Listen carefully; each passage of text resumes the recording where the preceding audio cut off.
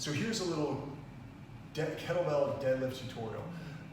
As a disclaimer, right? If you have never deadlifted before, you're new to exercising, especially if you're, well, just in general, right?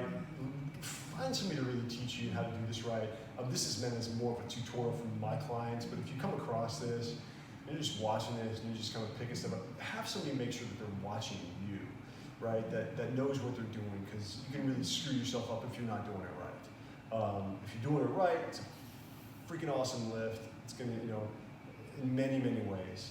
If you're doing it wrong, it's gonna screw you up. So that being said, again, just bear in mind, this is more of a tutorial as a reminder, refresher for my clients. So again, we're gonna stand over the bell, and you wanna line yourself up to where your ankle bone is lined up with the handles, right? So your ankle bone lined up with the handles. We wanna stand where our heels are inside shoulder width apart. So the way that you think about armpit inside, outside is the edge of your shoulder, right? So a way that you can do this is just let your arms hang, drop by your sides, where your fingers are pointing, where your hands are pointing. Think about the fingers pointing to your heels, right? So your heels should be directly underneath that. From here, we're going to drive through the heels. Think about squeezing your butts. We're going to actively engage. This is something really key, I think, to keep in mind when you're strength training, is think less about the movement and think more about position. So we always want to be moving to and from a position of strength. So I want to establish what that position of strength is, right? Number one, so it's just standing nice and tall, or think vertical plank, right? So from here, we're going to drive through the heels of the feet, drive through the balls of the feet, and engage your glutes. So what you're going to feel is, imagine as if your feet are trying to turn out or corkscrew into the floor. So glutes are nice and turned on, quads are nice and engaged. Imagine like I'm pulling my kneecaps up towards my hips. Core's turned on, right? Shoulders back and down, so we're going to be externally rotating. What you want to do when you grab that bell, imagine like you're breaking a stick or breaking a dowel rod. You want to externally rotate, so thumbs up, right? That's going to get the lats to engage, it's going to get the triceps to turn on.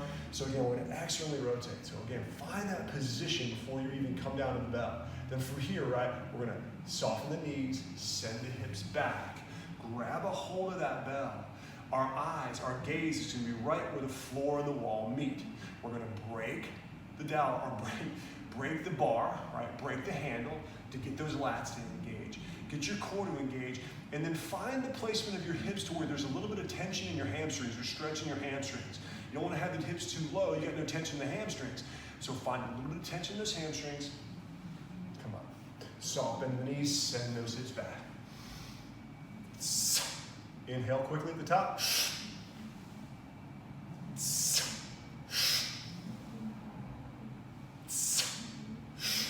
So again, you're finding a position of strength down here too.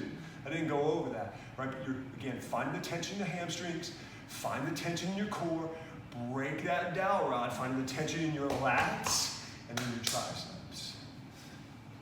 I can do it from this side. So again, right? Establishing that position of strength, right? Glutes, abs, lats, right? Then again, find the position down here. Again, find that tension in your hamstrings. Find the engagement in your core.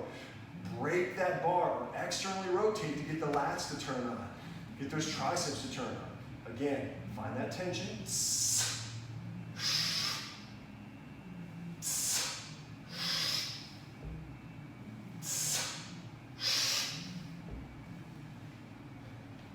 Hope this is helpful.